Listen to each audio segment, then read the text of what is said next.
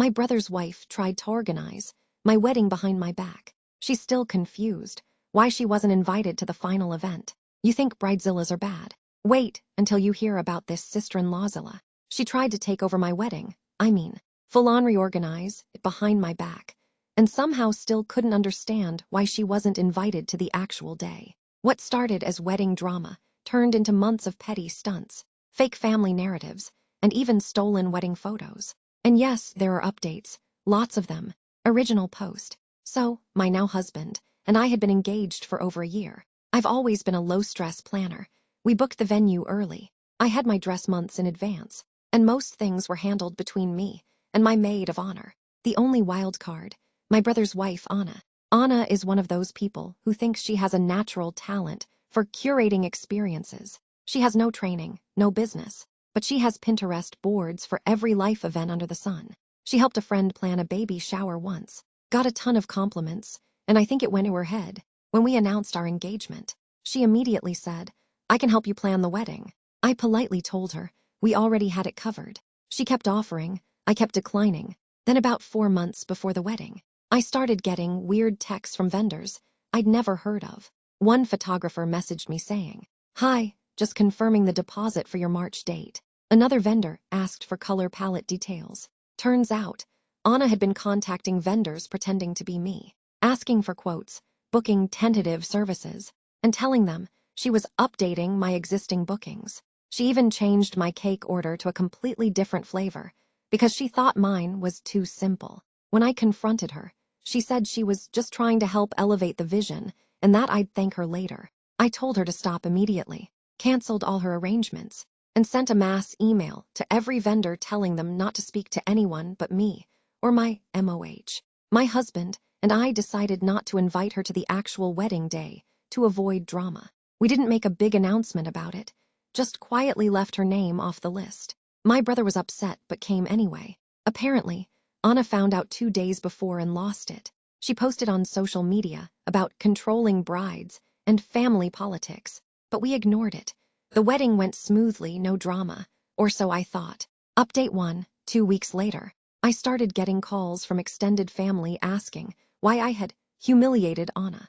Turns out she told everyone she was supposed to be my official planner, and that I'd fired her at the last minute out of jealousy. I sent my aunts and uncles a very calm email explaining that Anna had been making unauthorized changes to my vendors, which could have cost us thousands. Some understood, some didn't.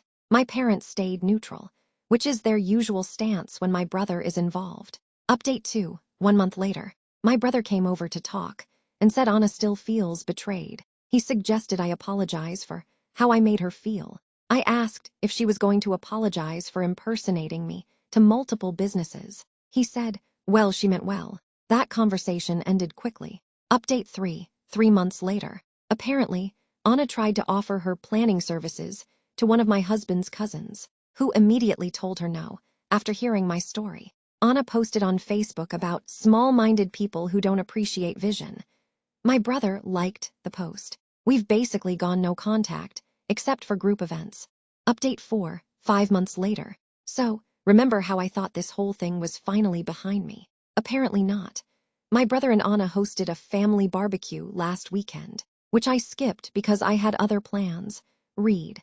I didn't want to be trapped in their yard for 6 hours listening to subtle digs. Well, my mom called afterward to tell me Anna had put together a wedding slideshow to celebrate the year of family milestones. My photos were in it, except I wasn't in them. She literally cropped me out of my own wedding shots. My husband cropped the bridesmaids. Cropped, it was basically just the flower arrangements. Random guests and herself photoshopped in.